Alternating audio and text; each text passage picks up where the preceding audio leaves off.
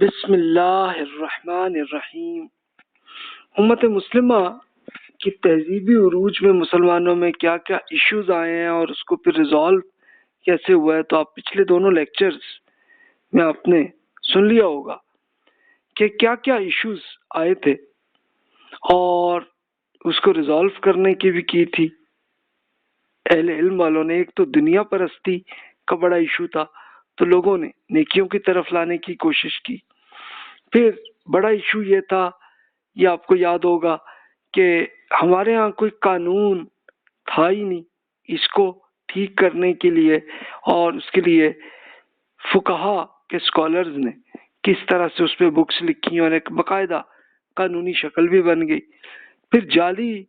احادیث بہت ساری ایجاد کی تھیں، تو اس کو ریزالو کرنے کے لیے محدثین نے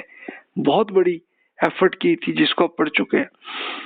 اس کے بعد ایک فلسفہ کا ایشو آیا، اس کو ریزالو کرنے کے لیے معتزلہ اسکالرز نے اس کو اچھی طرح سے فلسفے کو پڑھ کے اس کے جتنے دین سے متعلق جتنے خام خام کے ایشوز بنے ہوئے تھے اس کو ریزالو کرنے کی، لیکن پھر خود معتزلہ ان میں پڑ گئے اور ان میں انتہا پسندی آئی تھی، جس کو آپ نے پچھلے لیکچرز میں دیکھا کہ کیسے انہوں نے زبردستی جبر کے ذریعے حکومت کا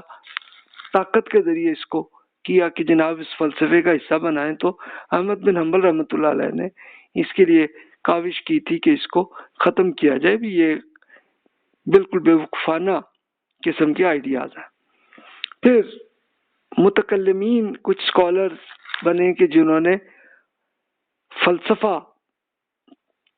کرتے ہوئے پھر اعتدال،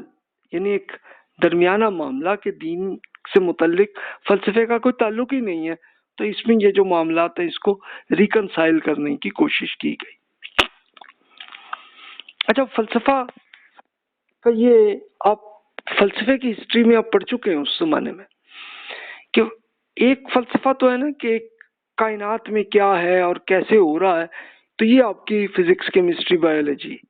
اور سوشل سائنسز ہے، اور پھر آپ کی سائیکالوجی ہے، یہ سارے یہ فلسفے کا حصہ تھا۔ لیکن پھر اللہ تعالیٰ کے معاملے میں یہ ایک معاملہ تھا، پہلے ایک یہ سلسلہ چل رہا تھا۔ مثال کے طور پر یہ آیا کہ جناب یہ اللہ تعالیٰ کے جیسے یہ جنت کیسی ہے جو قرآن میں آئی ہے، تو اس کی ایک ایک چیز پہ بحث کرنا دیکھنا، یا جہنم ہے تو وہ کیسی ہوگی، کس طرح کی ہوگی۔ تو اس طرح کے یہ آئیڈیاز تھے، صرف اس کے لیے کوئی پروف نہیں ہے، بس قرآن میں جتنا آ گیا دیٹس اٹ، اتنا ہی کافی ہے۔ لیکن وہ نئی نئی چیزیں اس کو بہت باریک کرتے کرتے کرتے کرتے ہیں جی جنت میں کہ جنت میں یہ کس طرح سے پہاڑ کیسے ہوں گے، وہاں کے یہ درخت کیسے ہوں گے، تو اس طرح کی چیزوں پہ خام خام کی بحثیں کہ جس میں کوئی کام کی چیز ہی نہیں تھی،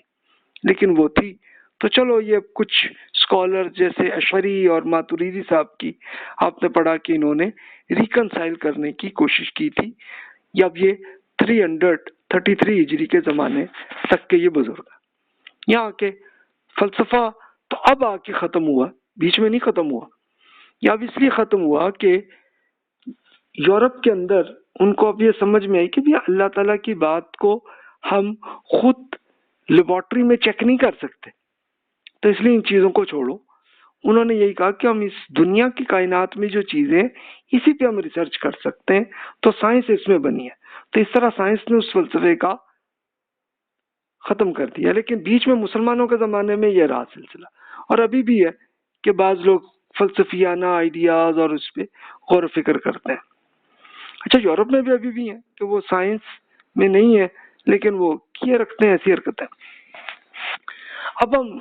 اگلی تحریک کی بات کرتے ہیں، وہ ہے